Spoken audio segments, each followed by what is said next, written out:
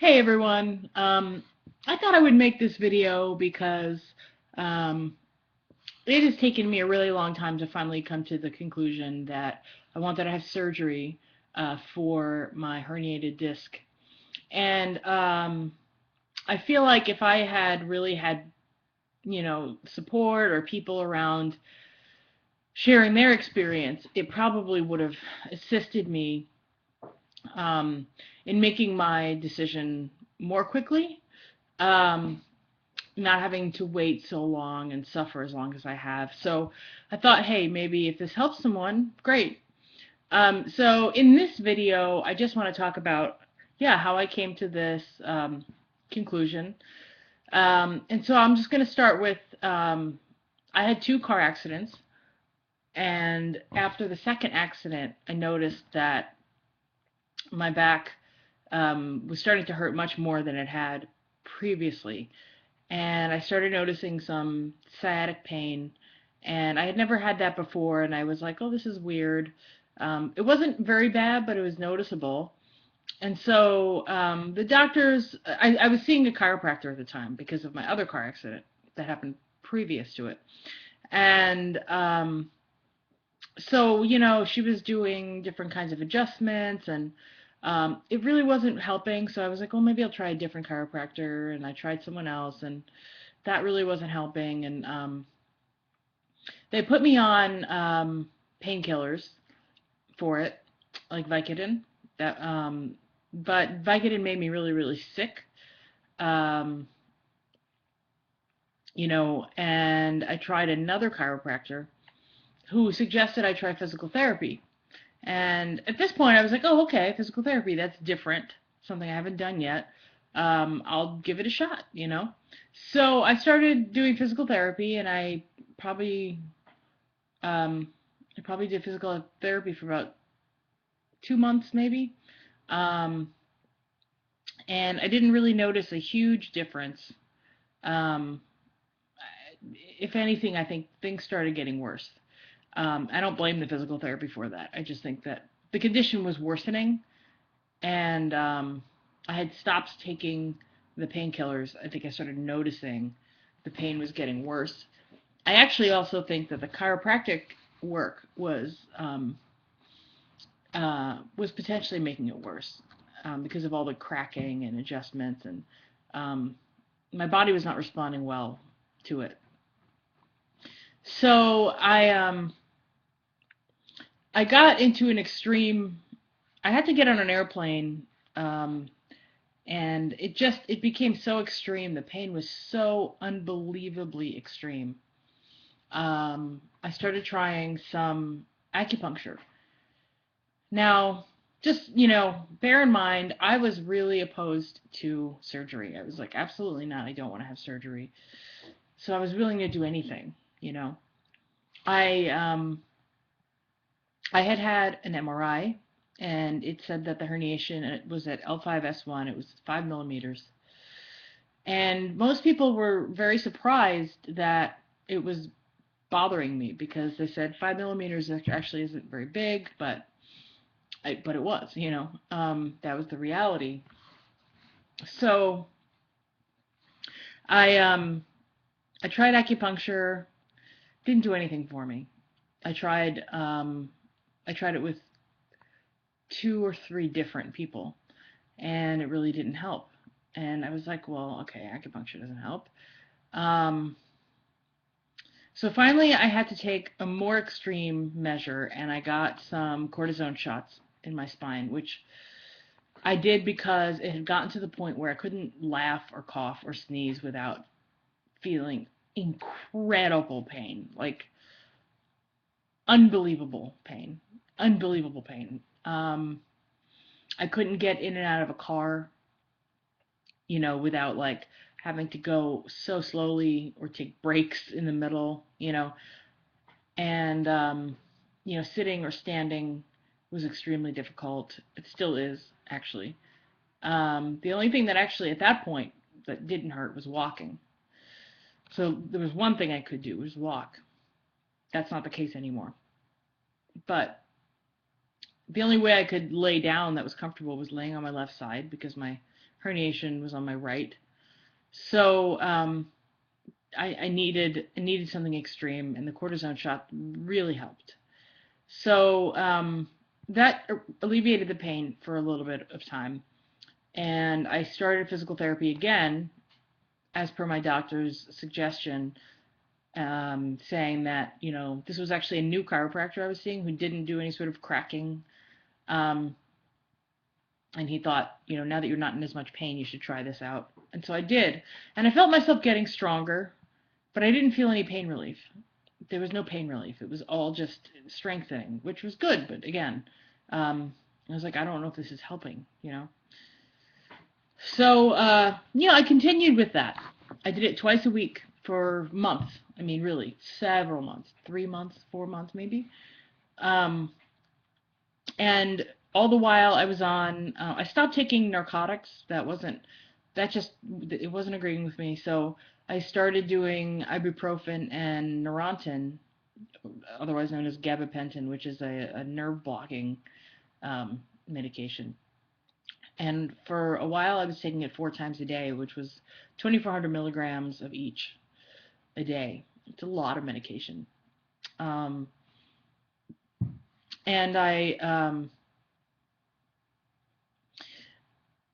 after the cortisone shots, I was able to decrease the number or the amount of medication a lot, significantly. But within a couple months, I was right back up. You know, And after a couple more months of that, I got another cortisone shot. So in total, within about 5 months, I got 3 cortisone shots. And again, they did help significantly, but they were temporary. So I know for some people, cortisone helps for a really long time. I've heard some people say it helps for 2 years. Mine happened to be just for about a couple months. Doctors tried other things on me. There were other kinds of injections that were more like on the surface, like in the muscles. That was actually just extremely painful and not helpful whatsoever. They also injected me with a very strong anti-inflammatory drug, which for an afternoon made my life like spectacular because it went from unbelievable pain to no pain whatsoever. Like I could touch my toes. I used to not be able to touch my toes. I could like twist and bend and pick things up and run around and, run and carry my groceries up 6 flights of stairs, all sorts of stuff. It was great. It was a really great afternoon. And then little by little by little, I felt it coming back. And another thing I tried, according to my doctor, was a diet, which helped me lose about 15 pounds. And also, it was an anti-inflammatory diet. So the theory was that it was going to help the nerve not be so irritated. That didn't help. Losing weight was helpful, but it still didn't make the pain go away. I had another MRI which showed that the herniation was now at 10 millimeters a year later, at which point I started to get really concerned.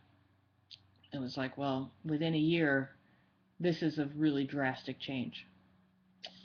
So I, really started thinking, what am I going to do?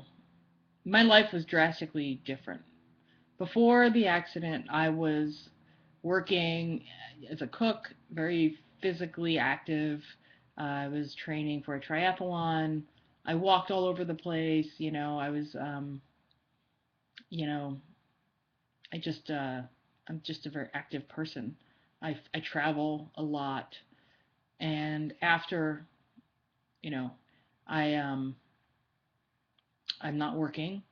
I obviously, I mean, I haven't exercised in God only knows how long, you know, and I can't really get on airplanes because the sitting on an airplane for too long is excruciating. I actually just went back home to see my family. It was a 6-hour flight, and I was just in pain, and um, and it was very bad. And so I finally, saw a orthopedic surgeon who was he was a great guy. I really liked him here in San Francisco, and he suggested surgery, a discectomy. Um, and I was like, okay, He also started talking about like fusion and disc replacement, and that seemed really extreme, and I was not into that idea. Um, I wanted to get a second opinion, so I went to see someone at Stanford University who also recommended surgery, discectomy, laminectomy, and actually removing part of the facet joint, which I've learned is actually a very, very common thing. So, okay, another opinion. Then when I was out in New York, I saw someone out there, same deal, same recommendation. And the last two were neurosurgeons, by the way. And I've decided to go the route of the neurosurgeon because, in my experience so far, they seem to be much more conservative. They don't want to fuse or do any sort of disc replacement right away. That's just not the route they go right away. And I like that, you know. So, um, I have these options, and so I just was thinking about it. I went to see these guys originally just to kind of see what the possibilities were, and finally, I just started thinking about like, my life is just so different. I have friends who say that they want to go for a hike, or that they're gonna like go dancing, or I can't, I can't do those things. Um, Friends need help moving. I can't help people do those things. I just moved and I had to have an enormous number of people come over and help me, which is, of course, nice of them to do that. But, you know, um, I really couldn't do a lot of things for myself. It's very hard for me to get groceries. I don't have a car. I, it's hard for me to carry lots of heavy things long distances and then climb stairs. It's hard for me to stand for too long. It's hard for me to sit for too long. It's hard for me to walk for too long. It's hard for me to lay down for too long. Um, I hate having to wake up and have the first thing that I do be take a handful of pills. I have to carry medications around with me all day long. If I don't have my medications, and if they start wearing off, and if God help me, it is unbelievable what has happened sometimes when medications wear off, and so I can't live this life anymore, you know? Um, and it just became important to look at what my life was like before and what my life is like now, and to realize, like, I'm 34. I just turned 34 last week, and I just don't want this life anymore, you know? And if there's a way to get back some of what I had, some kind of activity, if I could just be able to sit in a chair without being in excruciating pain, if I could fly again, without being in excruciating pain, if I could, like, go for a hike with friends or run for the bus if I need to, wow, that would be so wonderful. Um, this has ruled my entire existence, and I'm tired of it. And so that's why I decided to have this surgery. And yeah, that's just what I wanted to say. And I'm gonna make another video about you know, like the decision about choosing a surgeon and everything that goes into that, because that's a whole other topic. But I wanted to just lay out all the different things that I did. Oh, I should mention I also tried craniosacral therapy. Helped me with certain things, but not with my body. There's a lot of um, modalities out there that are available that are wonderfully helpful for people in different situations. Okay, massage therapy I tried. I tried ice packs. I tried taking Epsom salt baths. Um, every single person I spoke to about my problem had some kind of idea or solution, or um, suggestion. And frankly, it got a little bit frustrating after a while because, it was like I can't do those. I cannot do those things. Getting a massage is not going to help me. Um, and so I think part of this process is really trusting yourself. I had to start weeding out people's ideas and just trusting myself and what do I know about my body. What I've learned in the last year and a half is that I actually know my body pretty well. And, you know, after a little bit of experimenting, I could have probably made this choice last year at this time. Um, After a little bit of experimenting and realizing, okay, chiropractor's not working, physical therapy's not working, diet's not working. After I weeded out a few things, I probably could have made this decision. Um, but I just kept trying all these different modalities that people were suggesting because of course I was afraid of surgery, and I still am nervous about it, but I'm so much less nervous about it now because I realize that, you know, I'm I'm suffering so much, I'm suffering so much I, that I'm willing to take the risk, um, and it's worth it. Yeah, it's worth the risk. So I just want to encourage you to know yourself and trust yourself, and um, ignore the people who tell you to, whatever, do this or that or the other thing. You know your body. You know what you need, and yeah, trust that. Just trust that. Um, there was one last thing I wanted to mention. I did some spinal decompression, which it helped again with the temporary pain relief, but it was not a long-term solution. And so, you know, there's a lot of stories out there about ways to get your discs to go back into where they belong. And I bought into that. And not to say it's not true, it might be true for some people. I've heard that it is true for some people. It wasn't true for me. Um, what's true for me is that this is an extreme scenario that needs to be operated on surgically, and there are experts out there in the world who do this for a living, and there are people out there in the world who have recovered from this. And hopefully I'll be one of them, and hopefully you will be one of them as well. And if you have any questions or thoughts or anything, I welcome you to leave comments or just email me or whatever.